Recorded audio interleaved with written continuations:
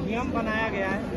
मुझे बहुत दुख हो रहा है कि जो अध्यापक इस देश की नींव को बनाते हैं उनके भविष्य के साथ भी इतना बड़ा खिलवाड़ सरकार कैसे कर सकती है। यानी सीधी सीधी चीज जो उसमें लिखी गई है कि 200-250 रुपए के लिए एक अध्यापक को रखा जाएगा, जिसमें कि जैसे मनरेगा के लिए दिहाड़ी देते हैं ना, मनरेगा के 200-250 रुपए मिल जाते हैं, तो उसी में उन्होंने पॉलिसी में लिखा है कि 200-250 एक लेक्चर का 250 रुपए मिलेंगे, 2 लेक्चर आप लगाते हैं तो 600 रुपए मिलेंगे।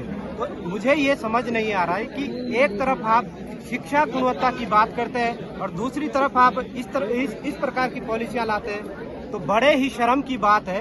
कौन तो सलाहकार होगा, मुझे ये भी समझ नहीं आ रहा कि किसने ये कानों में बात रखी। इस प्रकार की नीतियों का पहले भी विरोध हुआ था, आगे भी विरोध करेंगे और अब तब तक करते रहेंगे जब तक कि ये पॉलिसी वापस नहीं ली गई।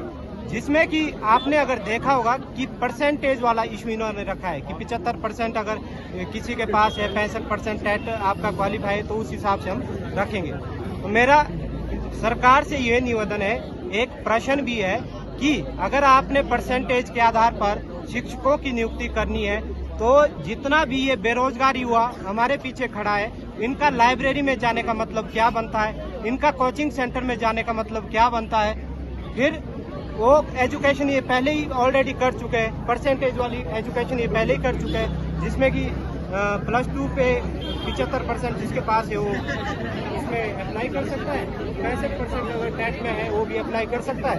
परंतु अगर ये इनकी चाल सक्सेस हुई, जैसे इन्होंने वन मित्र के तहत सीधी सीधी 2000 फॉरेस्ट गार्ड की भर्तियां खाई, क्योंकि वहां पर युवा जागा नहीं, युवाओं ने आवाज नहीं उठाई, इसलिए ये अध्यापकों के लिए भी ये नीति लेकर आए थे। इन्होंने सोचा कि वन मित्र पे हमारी चाल सक्सेस होगी, अब अध्यापकों की बारी है, इन पे हम ये रूल अप्लाई करते हैं। अगर यहाँ अध्यापक भी सोया रहता तो मैं 100% गारंटी के साथ कहता हूँ कि आगे पटवारी, पुलिस, क्लर्क, हर चीजों में ये ठेकेदारी वाले नियम लेके आएंगे और इसी के तहत ये सारी भर्तियां करवाएंगे।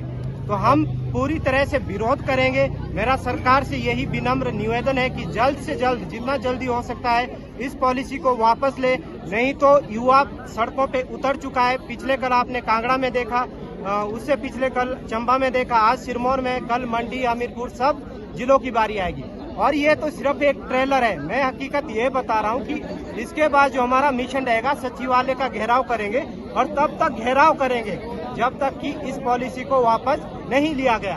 हम तब तक अनशन पर बैठेंगे जब तक इस पॉलिसी को वापस नहीं लिया गया। धन्यवाद।